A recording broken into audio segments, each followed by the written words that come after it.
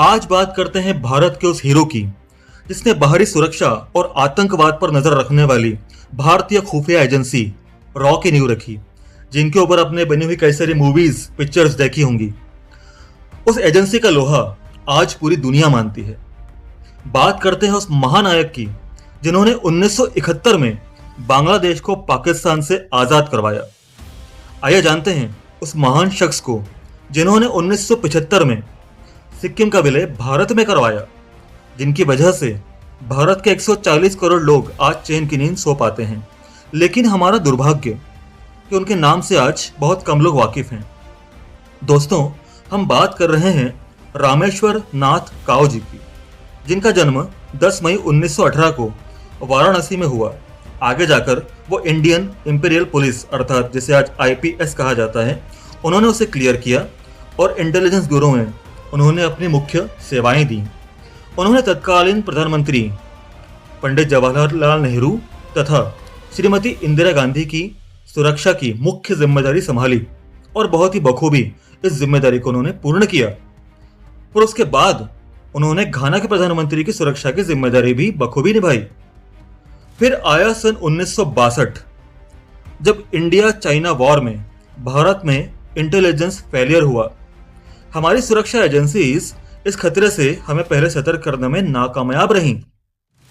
इसके बाद सुरक्षा चूक हुई 1965 में और इसे कहा गया ऑपरेशन जिब्राल्टर, जो कारण बना इंडिया पाकिस्तान वॉर का।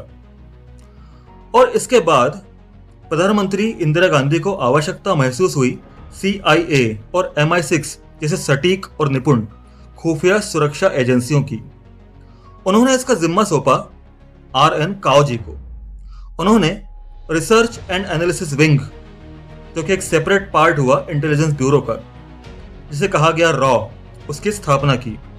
और यह स्थापना हुई सन 1968 में। न केवल उन्होंने स्थापना की बल्कि 1977 तक वे उसके चीफ रहे। और दोस्तों, इन्हीं के नेतृत्व में NSG का गठन 1984 में हुआ। श्री RN काओ को अंतर्राष्ट्रीय पटल पर भी देश विदेशों में बहुत पसंद किया जाता था, जिनमें पंडित जवाहरलाल नेहरू, इंदिरा गांधी, फ्रांस की खुफिया एजेंसी के हेड जिसे SDECE कहा जाता है, इनके मिलिट्री ऑफिसर अलेक्जेंडर डी बेरेंचस ने उनकी तारीफ में कहा था कि शारीरिक और मानसिक सुंदरता का कितना आकर्षक मिश्रण है। क्या उनकी उपलब्धियां, क्या उनकी दोस्ती। फिर भी वे अपने उपलब्धियों और अपने दोस्तों के बारे में बातें करने में बहुत शर्माते हैं। जी हाँ दोस्तों, ऐसा कहा जाता है कि श्री काओ शारीरिक रूप से बहुत आकर्षक थे। उनकी हाइट और फिजिक देखते ही बनती थी, लेकिन वे काफ़ी शर्मीले स्वभाव के थे। इसलिए उनके बहुत ज़्यादा इंटरव्यूज़ अवेलेबल नहीं हैं और उनके बारे में बहुत ज़्यादा लोगों को जानकारियाँ भी प्राप्त नहीं हैं।